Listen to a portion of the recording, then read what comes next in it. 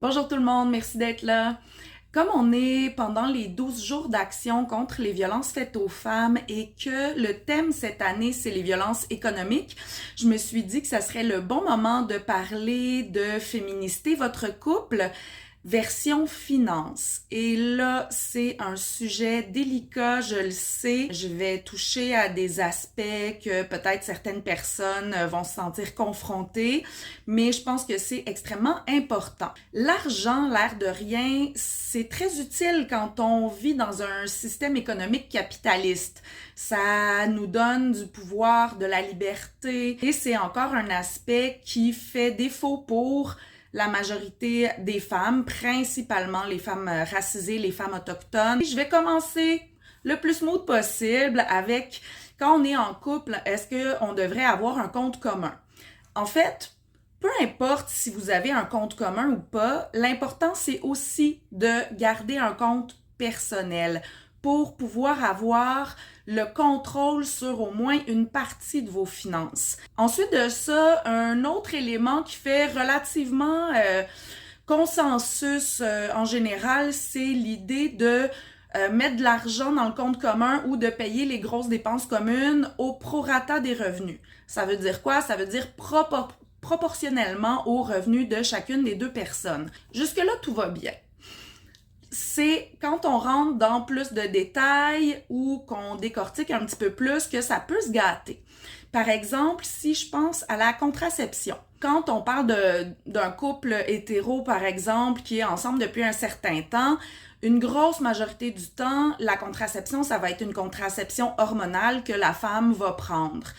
Et ça a un coût déjà financier, mais qui paye pour la contraception et est-ce que c'est payé aussi au prorata parce qu'on s'entend que c'est pour le bénéfice du couple? Mais j'ai envie d'aller plus loin là-dedans. La contraception hormonale, ça a des impacts physiques majeurs. Et ces impacts physiques-là peuvent aussi avoir un impact psychologique. Les hormones, ça joue énormément sur l'humeur, sur l'énergie. Ça peut donner, par exemple, de l'acné, faire prendre du poids. Ça cause une baisse de libido, ça joue sur l'appétit. Est-ce que la personne qui prend la contraception hormonale reçoit une compensation pour accepter de vivre tous ces inconforts-là pour le couple? Si, par exemple, la personne doit aller chercher une prescription, aller consulter pour une prescription ou se faire poser un stérilet, le temps de travail qu'elle manque ou le temps de loisir qu'elle manque pour le bénéfice du couple, est-ce qu'il est compensé d'une certaine façon? Puis là, je parle pas juste de finances, mais je parle de compensation. Ensuite de ça, les produits d'hygiène personnelle. On peut se dire, chacun paye ses affaires. Effectivement. Par contre, les produits pour les femmes coûtent 13% plus cher en moyenne que ceux pour les hommes. Est-ce que c'est le couple qui assume, qui partage ce qu'on appelle la taxe rose depuis quelques années pour un produit équivalent, hein? On parle de désodorisants, de crème à raser, de petits rasoirs cheap. J'ai envie d'aller plus loin. Les femmes ont beaucoup plus de produits d'hygiène personnelle à acheter comme du maquillage, du vernis à ongles, de la teinture pour les cheveux ou l'équivalent en service professionnel, l'esthéticienne, la coiffure, tout ça. Puis là, vous me direz, c'est un choix personnel qu'elles font. Est-ce vraiment un choix personnel dans une culture où on sait que les femmes qui répondent plus aux critères de beauté sont plus écoutées, sont plus respectées, ont des meilleurs salaires, obtiennent des meilleurs postes? Il y a quelque chose où il y a encore cette pression très très forte. Donc, tous ces soins-là, ces produits-là supplémentaires. Aussi, la garde-robe. Les femmes doivent avoir une garde-robe beaucoup plus diversifiée. On peut pas se permettre de porter le même suit 3 jours en ligne en changeant juste la chemise ou la cravate. Donc, il y a aussi plus de vêtements à acheter. Il y a les brassières à acheter qui coûtent extrêmement cher aussi, que les hommes n'ont pas à acheter. Et le linge, pour les femmes, il est fait plus cheap aussi. Il dure moins longtemps. Ça aussi, c'est toutes des choses qui ont été démontré, là, je sors pas ça de mon chapeau, là, c'est pas moi qui invente ces informations-là. Et au-delà, là, juste des produits d'hygiène personnelle, qui est quand même un bon 13% supplémentaire, les shampoings, tout ça, mais la quantité de produits achetés est plus élevée, les produits durent moins longtemps, tout ça, est-ce qu'il y a une compensation qui est réfléchie dans les finances du couple par rapport à ça? Ensuite de ça aussi, les choix de l'autre pour avoir des produits ou des services que, par exemple, une personne n'a pas les moyens de se payer. Si moi, je veux avoir plus de chaînes de télévision, avoir un modèle de voiture plus cher, aller dans des restaurants plus chers, faire plus souvent des sorties, mais que l'autre n'a pas nécessairement ces moyens-là, ben, est-ce que, vu que c'est du luxe, c'est de l'extra, puis c'est moi qui décide d'avoir ça, est-ce que j'assume complètement financièrement aussi toute la partie qui m'appartient là-dedans?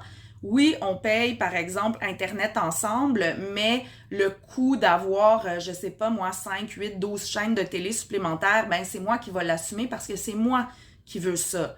Ou oui, tu peux te payer un resto, mais pas quelque chose à 50$.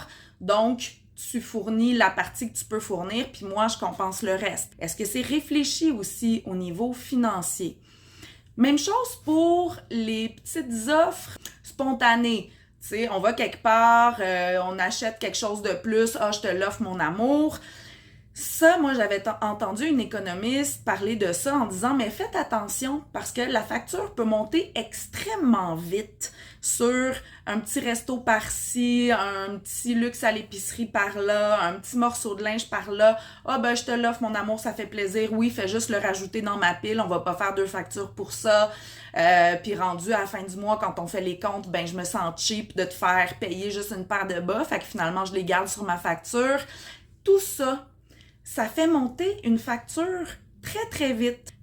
Et finalement, moi, je conseille toujours à tout le monde, principalement aux personnes qui sont plus vulnérables financièrement, de se protéger financièrement et que ça n'a aucun rapport avec l'amour que vous avez pour l'autre, l'amour que l'autre vous porte, la confiance que vous avez en l'autre et vice-versa, ou même la durée, depuis combien de temps vous êtes ensemble. Protégez-vous. Parce que quand il arrive un conflit, un accident, un décès, n'importe quoi, une séparation imprévue, et là, votre couple va bien, vous êtes dans les débuts, où ça fait longtemps que vous êtes ensemble, vous êtes solides, c'est bien beau, mais on ne sait jamais ce qui peut arriver. Et souvent, des événements dramatiques dans une relation, ça fait sortir le plus laid en l'humain et ça peut rapidement se dégrader. Alors, n'hésitez pas à vous protéger financièrement. Ça veut dire quoi? Ça veut dire, gardez votre compte en banque. Ça veut dire, n'acceptez pas de dépenses communes que vous ne pourriez pas vous permettre seul, à moins d'avoir un contrat. Même chose pour les gros meubles, les électroménagers. Mais si vous les payez ensemble au prorata des revenus, au moment de la séparation, à qui ça revient? Est-ce que c'est à valeur à neuf ou valeur usagée si on rachète les meubles à l'autre? Même chose pour les services rendus. Moi, j'ai connu un couple qui, au moment de se séparer, l'homme a dit, écoute, moi, j'ai fait plein de travaux dans l'appartement, plein de choses comme ça. Je trouve que ça mérite une compensation maintenant que je quitte ce logement-là. Alors, je vais prendre tel meuble, tel meuble, tel meuble. Et la femme s'est retrouvée avec pas de divan, pas de télé, malgré qu'elle avait des enfants, tout ça. Donc, si la personne a l'intention de recevoir une compensation, si jamais elle doit quitter, je dis pas que c'est pas légitime ou pas valide, mais c'est important que ce soit réfléchi d'avance pour pas se retrouver gros gens comme devant après ou avoir à négocier des affaires qui auraient pu être réfléchies bien avant. Puis les femmes, on est moins éduquées aussi économiquement encore aujourd'hui. J'aurais envie de vous référer une lecture. Alors, Elle investit de Carmen Cogne et un autre livre, c'est L'argent au féminin qui a été écrit par Véronique Berthiaume. Si jamais vous sentez que vous vivez une forme de violence économique dans votre relation, il y a des ressources qui existent. Vous pouvez appeler Info Sociale au 811 qui pourront vous diriger vers des centres d'aide. Alors, je vous souhaite une bonne journée. À bientôt.